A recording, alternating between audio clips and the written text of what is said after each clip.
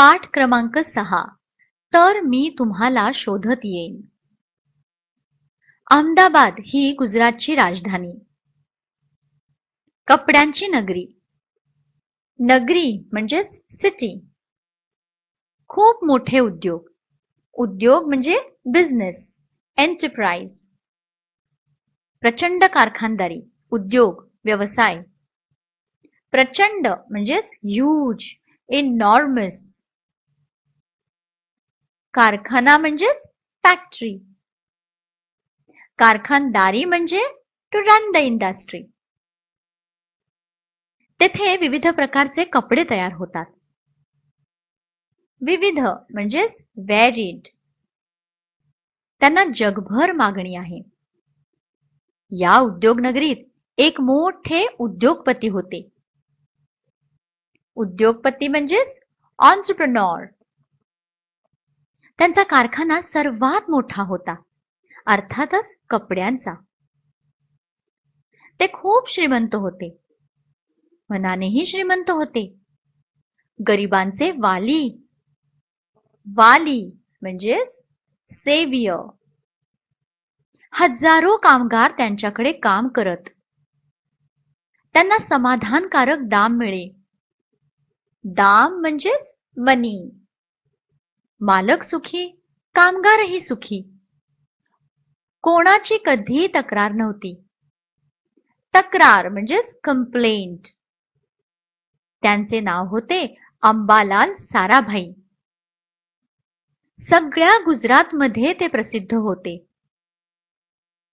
अंबालाल साराभाई हे विक्रम साराभाई यांचे वडील. 12 ऑगस्ट 1919 रोजी विक्रम साराभाई यांचा जन्म झाला. विक्रम साराभाई खूप बुद्धिमान होते. तीक्ष्ण बुद्धिमत्तेच्या बळावर त्यांनी अणुशक्तीच्या क्षेत्रात महत्वाचे संशोधन केले. तीक्ष्ण म्हणजेच शार्प. बुद्धिमत्ता म्हणजे इंटेलिजन्स.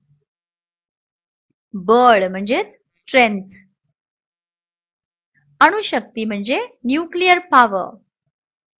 क्षेत्र म्हणजेच फील्ड. संशोधन म्हणजे रिसर्च. या थोर संशोधकाचे मन दुसऱ्या विषयीच्या आपुलकीने ओथंबलेले होते.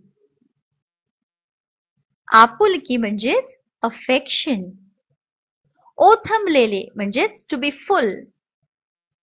एकदा अहमदाबाद येथील आपल्या बंगल्यामध्ये अंबालाल साराभाई बसले होते. छोटा विक्रम आणि त्याची आई देवी सरलाबाईही होत्या.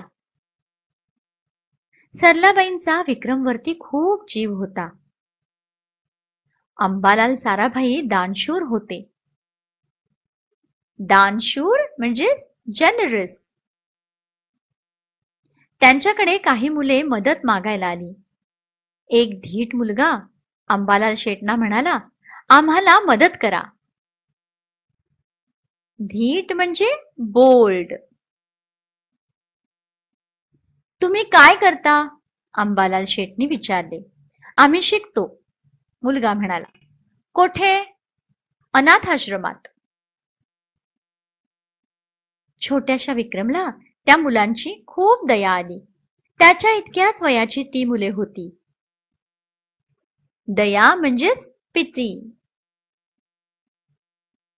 विक्रम आईला म्हणाला, त्यांना मी माझी पुस्तके देऊ? कुठली?